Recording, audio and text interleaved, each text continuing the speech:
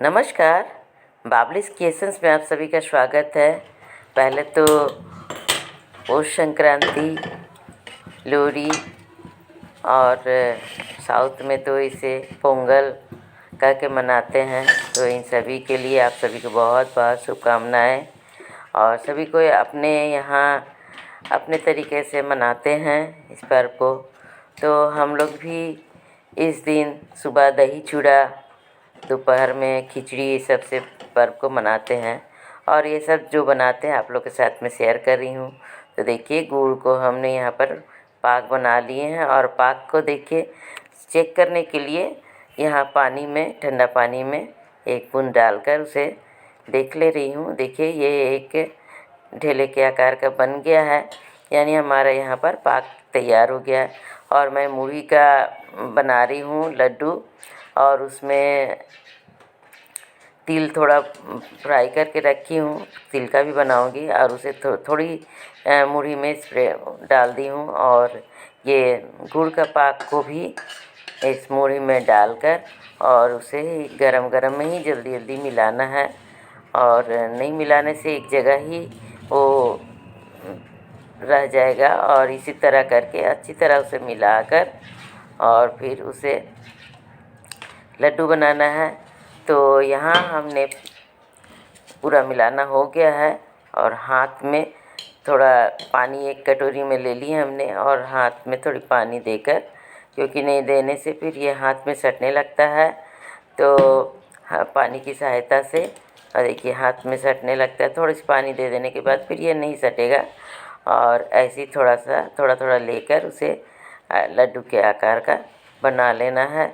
तो देखिए, और ये खाने में बहुत ही, और ये नरम भी नहीं होगी, उस तरह की ही क्रंची रहेगी। तो ये देखिए, हमने इस तरह करके बना रहे हैं। और बाकी सभी को भी बना ले रही हूँ। और यहाँ मैं 250 ग्राम मूढ़ी ली हूँ, और उसे देखिए कितना सारा बनकर तैयार होगा। और इसे एक डब्बे में भर कर रख दीजिए। तो यहाँ हमारा मुरमुरे मूढ़ी का लड्डू बनकर तैयार हो गया है। लाई जिसको भी बोलते हैं सभी को। अब तिल का बनाऊंगी। तिल का बनाने के लिए पहले तो तिल को अच्छी तरह मैंने साफ़ कर लेना है। तो यहाँ मैं तो साफ़ कर ली थी। यहाँ मैं 250 ग्राम तिल ली हूँ, और एक कटोरी में ही भर के, उससे थोड़ा ज़्यादा ही हुआ है। उसी के ही माप से मैं गुड़ भी लूँगी। तो धीमी आंच पे ही तिल को अच्छी तरह फ्राई कर ले रही हूँ। और तिल सुनहला होने तक उसे भून ले रही हूँ।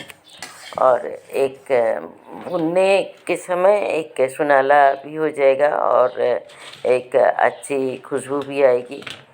तो उधर धीमी आंच पे तिल भुनना भी हो रहा है। और यहाँ पर मैं ये जो मोटे साइड से ग्रेट करने का जो ली हूँ, उसे मोटे साइड से ही गुड़ को ग्रेट कर ले रही हूँ। और जिस कटोरी से मैं तिल ली थी, उसी के ही माप से मैं गुड़ भी ले रही हूँ। और गुड़, तिल अगर 250 है, गुड़ भी मैं 250 ही ली हूँ। और देखिए, हमारा तिल भी भुन गया है। और उसे ठंडे होने के लिए मैं एक अलग बर्तन में निकाल ली हूँ। उसे फैलाकर ठंडे हो जाए, फिर उसे ग्राइंड करूँगी। तो अब ठंडा हो गया है। यहाँ मैं मिक्सर ग्राइंड में डालकर उसे ग्राइंड कर ले रही हूँ। तो तिल है, तो तिल को एक बार ही नहीं ग्राइंड करना है, नहीं तो तेल निकल जाएगी।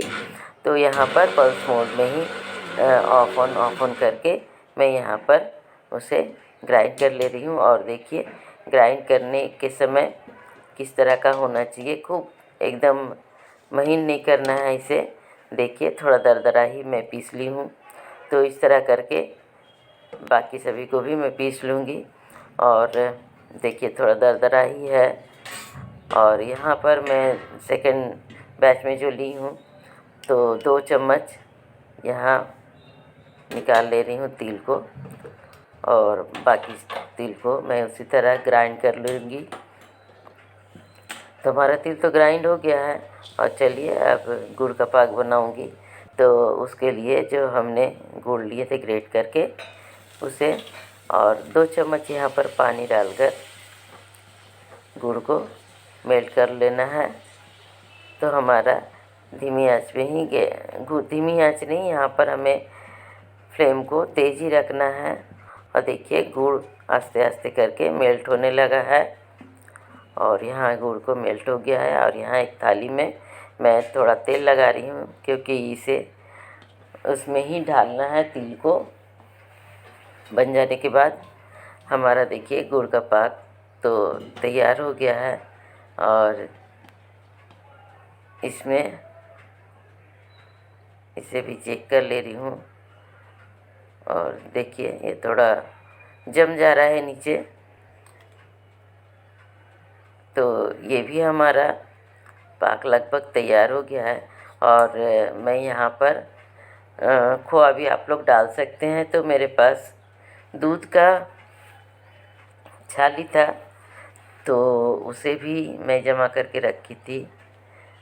तो ये मलाई को मैं उसी में डालकर उसे भी यहाँ थोड़ी तेज़ आंच रखी हूँ। और देखिए ये एक मावा का ही देख के लग रहा है, मावा उसमें टेस्ट भी वैसे ही आएगा। और यहाँ पर देखिए फिर मैं उसे चेक कर रही हूँ, तो ये देखिए एक जगह जम जा रहा है। हमारा पाक तैयार हो गया है। और देखिए अब जो हमने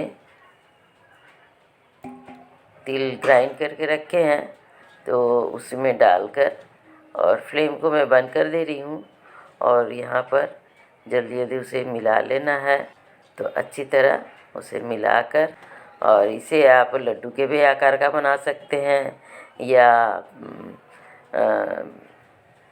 संदेश पेड़े की आकार का, या फिर थाली में आज मैं जैसे बना रही हूँ कि इसे फैलाकर और इसे बर्फ़ी के आकार का या फिर स्क्वायर जैसा भी आप चाहें उस तरह का बना सकते हैं। तो मैं आज बना रही हूँ, ये थाली में हमने फैला लिए हैं और ऊपर से जो तिल हमने रखे थे 2 चम्मच, उन सभी को भी डाल दे रही हूँ। और ऐसे जब तिल को उस समय भी डाल सकते हैं जब पाउडर को डाल रहे थे तिल का, तो उस समय भी उसमें डाला जा सकता है। तो मैं यहाँ पर ऊपर से ही उसे डाल दे रही हूँ। और फिर इसे हमने 10 मिनट के लिए फ्रीज में रखे थे सेट हो जाने के लिए। तो ये देखिए कड़ा हो गया है और सेट हो गया है। तो उसे इस तरह करके पीस पीस मैं काट ले रही हूँ। और इसे भी आप स्टोर करके रखिए, खाइए। और संक्रांति में तिल का तो हम लोग बनाते ही हैं, तिल खाना ज़रूरी है। तिल का लड्डू हुआ, तिलकुट हुआ। तो ये हमारा बर्फ़ी के आकार के हमने काट लिए हैं। और हमारा देखिए यहाँ तिलकुट यानी तिल का जो कूट के बनाया हुआ तिलकुट बन के तैयार हो गया है। और देखिए ये सॉफ्ट भी है, खाने में भी बहुत ही टेस्ट है। तो आप लोग अभी तक सब्सक्राइब नहीं किए तो प्लीज़ सब्सक्राइब कीजिए, लाइक शेयर कीजिए और कमेंट्स करके बताइए आप लोग को ये कैसा लगा। और अंत तक देखने के लिए बहुत बहुत धन्यवाद। मिलती हूँ नेक्स्ट ब्लॉग में। बाय।